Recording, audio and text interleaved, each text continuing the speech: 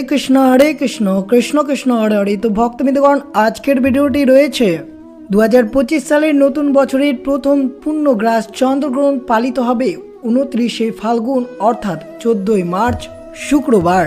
আর এই দিনে পালিত হচ্ছে দোল উৎসব, যেদিন আপনাদেরকে সব দিক থেকে সতর্ক থাকতে হবে। আর অবশ্যই জানবেন এই 29শে ফাল্গুন অর্থাৎ 14ই মার্চ শুক্রবার পূর্ণগ্রাস চন্দ্রগ্রহণের সময় বাড়িতে অর্থাৎ সকল পরিবার কোন কোন খাবার ভুলেও মুখে তুলবেন না সেটি অবশ্যই জানবেন। এবং এই বছরের প্রথম চন্দ্রগ্রহণ আপনারা ভারত থেকে দেখতে পাবেন, অর্থাৎ দৃশ্য হবে নাকি অদৃশ্য হবে সেটিও আপনাদের সাথে তুলে ধরা হবে। তাই অবশ্যই শ্রবণ করবেন যে বছরের প্রথম চন্দ্রগ্রহণের দিন অর্থাৎ দোলের দিনে আপনারা কোন খাবার ভুলেও মুখে তোলা উচিত নয়, যে খাবারগুলো খেলে আপনাদের শরীরের কুপ্রভাব অর্থাৎ বিভিন্ন ধরনের অসুখ আপনাদের শরীরে প্রবেশ করতে পারে। তাই অবশ্যই সতর্ক থাকবেন। বিশ্বাস করা হয় যে চাঁদের চক্র মানুষের শরীরের প্রভাব ফেলে, এতে মানসিক এবং শারীরিক শক্তির ভারসাম্য নষ্ট করে। সুতরাং যদি এই বিশেষ দিনে আপনার খাবার খাওয়া হয় তবে এটি খুব হালকা এবং কাঁচা সতেজ হওয়া বাঞ্ছনীয়। তাই 2025 সালের নতুন বছরের 14ই মার্চ পালিত হচ্ছে পূর্ণগ্রাস চন্দ্রগ্রহণ। তাই এই দিনে বেশ কয়েকটি খাবার খাওয়া একবারে আপনাদের জন্য এড়িয়ে চলা উচিত। আর অবশ্যই এর সময়সূচি কখন এই চন্দ্রগ্রহণ ভারতে লাগবে তা কখন সমাপ্তি হবে তা সব কিছু বিস্তারিতভাবে আলোচনা করা হবে। তাই ভিডিওটি আপনারা শুরু থেকে শেষ পর্যন্ত অবশ্যই মনোযোগভাবে শ্রবণ করবেন। আর চ্যানেলে নতুন হয়ে থাকলে দয়া করে চ্যানেলটিকে সাবস্ক্রাইব করবেন, লাইক করবেন, কমেন্টে অবশ্যই আপনারা কোন জায়গা থেকে দেখছেন তা অবশ্যই লিখে জানাতে ভুলবেন না। 2025 শুরু হয়েছে, নতুন বছর শুরু মানেই সকলের কৌতূহল থাকে যে নতুন বছরে কখন পূর্ণগ্রাস চন্দ্রগ্রহণ রয়েছে, কখন সূর্যগ্রহণ রয়েছে, সব কিছু আপনারা বিস্তারিতভাবে জানার চেষ্টা করে থাকেন। তাই বেশ কয়েকটি দিন অপেক্ষার পর এই 14ই মার্চ শুক্রবার পালিত হচ্ছে এই পূর্ণগ্রাস চন্দ্রগ্রহণটি। গ্রহ নক্ষত্রের অবস্থান গতিবিধি পরিবর্তনের উপর যেমন সমস্ত রাশির জাতক জাতিকাদের ভালো মন্দ নির্ভর করে, সেই রকমই সূর্য ও চন্দ্রগ্রহণের ফলে অনেক কিছু নির্ভর করে আপনাদের জীবনের চলার পথ। 2025 সালে মোট 4টি গ্রহণ হবে, 2টি সূর্যগ্রহণ এবং 2টি চন্দ্রগ্রহণ। এবং বছরের প্রথম অর্থাৎ 2025 সালের বছরের চন্দ্রগ্রহণ পালিত হচ্ছে 14ই মার্চ 2025। বছরের প্রথম চন্দ্রগ্রহণ হলো পূর্ণগ্রাস চন্দ্রগ্রহণ। এই দিন চাঁদ সম্পূর্ণরূপে পৃথিবীর ছায়ায় ঢেকে যাবে, এটি ব্লাড মুন নামে পরিচিত। অবশ্যই জানবেন চন্দ্রগ্রহণ কি। যখন সূর্য ও চাঁদের মাঝখানে পৃথিবীর অবস্থান করে এবং যখন চাঁদ পৃথিবীর ছায়া থেকে বের হয় তখন চন্দ্রগ্রহণ হয়। পৃথিবীর জন্য যখন সূর্যের আলো পুরোপুরি ঢাকা পড়ে তখন একে পূর্ণ চন্দ্রগ্রহণ বলা হয়। তবে যখন চাঁদের একটি অংশ ঢাকা পড়ে তখন একে আংশিক চন্দ্রগ্রহণ বলা হয়। পূর্ণগ্রাস চন্দ্রগ্রহণ কি। পৃথিবীর জন্য যখন সূর্যের আলো পুরোপুরি ঢাকা পড়ে তখন এটি গ্রাস চন্দ্রগ্রহণ নামে পরিচিত। প্রসঙ্গত বছরের দ্বিতীয় চন্দ্রগ্রহণটি পূর্ণগ্রাস চন্দ্রগ্রহণ হতে চলেছে। জ্যোতির্বিদ্যা অনুযায়ী 2025 সালের দ্বিতীয় চন্দ্রগ্রহণটি অত্যন্ত গুরুত্বপূর্ণ। এই দিন চাঁদের চারদিকে লাল রঙের আভার ফলে একবারে বিরল দৃশ্য দেখা যাবে। 7 থেকে 8 সেপ্টেম্বর হবে 2025 সালের দ্বিতীয় চন্দ্রগ্রহণ এবং প্রথম চন্দ্রগ্রহণ হচ্ছে 14ই মার্চ শুক্রবার। বছরের প্রথম চন্দ্রগ্রহণ পালিত হচ্ছে 14ই মার্চ শুক্রবার, অর্থাৎ এই দিন দোলের উৎসব। এই চন্দ্রগ্রহণটি হবে একটি পূর্ণগ্রাস চন্দ্রগ্রহণ। তবে এই গ্রহণ ভারতে দেখা যাবে না, অর্থাৎ ভারতে অদৃশ্য রয়েছে। এই চন্দ্রগ্রহণ মূলত প্রশান্ত মহাসাগর, উত্তর আমেরিকা ও দক্ষিণ আমেরিকা, পশ্চিম ইউরোপ এবং পশ্চিম আফ্রিকায় দৃশ্যমান হবে। ভারতের হোলিকা দহন 13ই মার্চ এবং রঙের হোলি 14ই মার্চ উদযাপিত হবে। এমন পরিস্থিতিতে আপনারা বিশেষ করে এই কয়েকটি নিয়ম মেনে আপনাদের এই দিনটি অতিবাহিত করতে হবে। যেহেতু এই পূর্ণগ্রাস চন্দ্রগ্রহণটি ভারতে অদৃশ্য রয়েছে তা সত্ত্বেও আপনাদেরকে বেশ কয়েকটি সতর্ক অবলম্বন করে থাকতে হবে। পূর্ণ চন্দ্রগ্রহণের ভারতের উপর কোনো প্রভাব পড়বে না, কারণ সেই সময় এখানে দিনের আলো থাকবে। এবার অবশ্যই আপনাকে জানতে হবে যে পূর্ণগ্রাস চন্দ্রগ্রহণের সঠিক সময় কি রয়েছে। এই দিন আবার দোল পূর্ণিমা রয়েছে। আর এই দিন চাঁদের রং থাকবে লালচে, যেটাকে ব্লাডি মুন বলা হয়ে থাকে। কিন্তু ভারতের থেকে এই দৃশ্য দেখা যাবে না, কারণ ওই সময় দেশের দিনের আলো ভারতীয় সময় অনুসারে গ্রহণ আরম্ভ হবে 14ই মার্চ শুক্রবার সকাল 10:39 থেকে।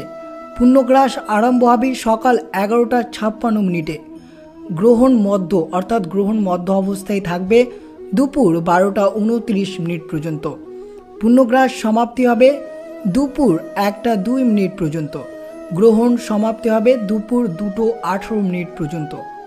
অবশ্যই এই সময় আপনারা চন্দ্রগ্রহণের সময় আপনারা এই কয়েকটি কাজ অবশ্যই করবেন, আর এই কয়েকটি খাবার মুখে তুলবেন না। ধার্মিক অনুষ্ঠান, জীবনের শান্তি আর ইতিবাচক বানিয়ে রাখতে ধ্যান, পুজো এবং মন্ত্র জপ করবেন অবশ্যই। দান, অবশ্যই চন্দ্রগ্রহণের পর আপনারা যে কোনো ধরনের খাবার বা যে কোনো ধরনের জিনিসপত্র আপনারা দান করতে পারেন। সামর্থ্য অনুযায়ী দুধ বা সাদা রঙের বস্ত্র বা সাদা রঙের জামা কাপড় এই দিনে দান করা যেতে পারে। মাছদের খাওয়ানো এই দিন অত্যন্ত শুভ হতে পারে। জল চড়ান, গ্রহণের আগে ভগবান চন্দ্র বা শিবলিঙ্গে জল অর্পণ করুন। স্নান, গ্রহণ শুরু হওয়ার আগে এবং শেষ হওয়ার পরে অবশ্যই আপনাদেরকে স্নান করতে হবে। মূর্তি পরিষ্কার বা পরিচ্ছন্ন, ভগবান শিব এবং শ্রীহরির মূর্তি অবশ্যই পরিষ্কার করবেন। ভগবান শিবের প্রার্থনা করবেন। দেবতাদের দেবতা মহাদেবের কাছে প্রার্থনা করবেন, যিনি চন্দ্রদেবকে অভিশাপ থেকে মুক্ত করেছিলেন। অবশ্যই চন্দ্রগ্রহণের সময়কাল নতুন প্রকল্প শুরু বা কোনো কাজ শুরু করা থেকে এড়িয়ে থাকতে হবে। আর অবশ্যই যে খাবারটি আপনারা খাবেন না তা অবশ্যই শ্রবণ করুন। গ্রহণের সময় কিছু রং নিয়ে সংস্কার রয়েছে, অর্থাৎ এই সময় এই রঙের খাবারগুলো আপনাদেরকে গ্রহণ করা একবারে এড়িয়ে চলতে হবে।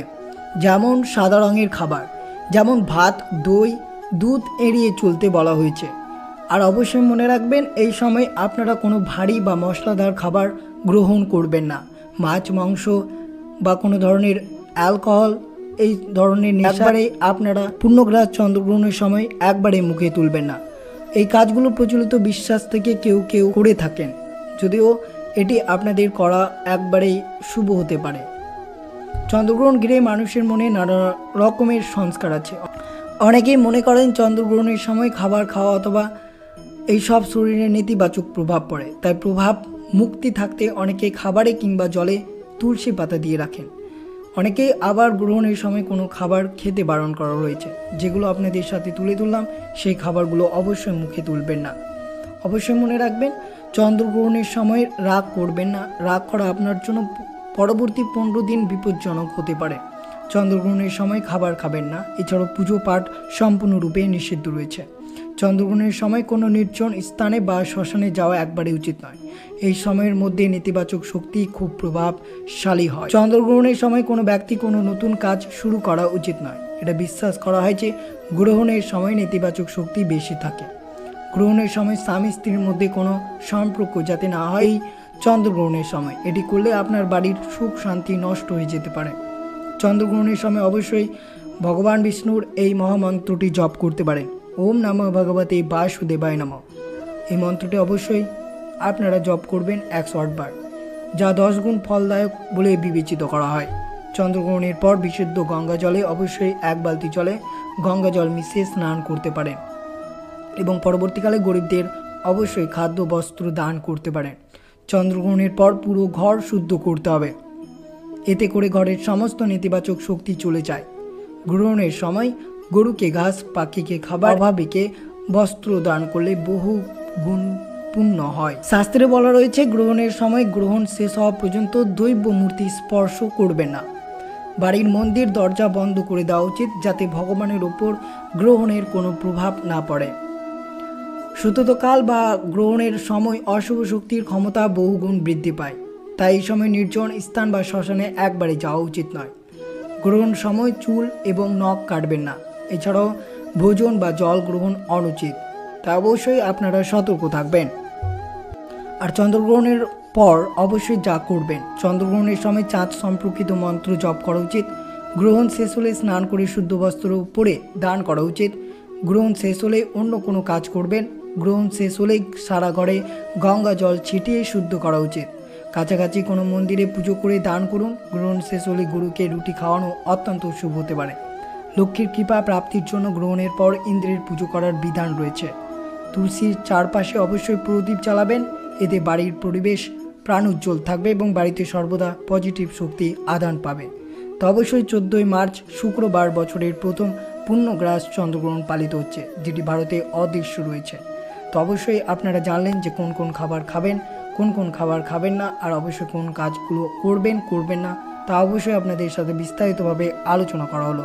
তো এই ছিল ভিডিওটি ভালো লাগলো অবশ্যই চ্যানেলটিকে সাবস্ক্রাইব করবেন, লাইক করবেন, আর কমেন্টে অবশ্যই জানাতে ভুলবেন না যে আপনারা কোন জায়গা থেকে অবশ্যই দেখছেন।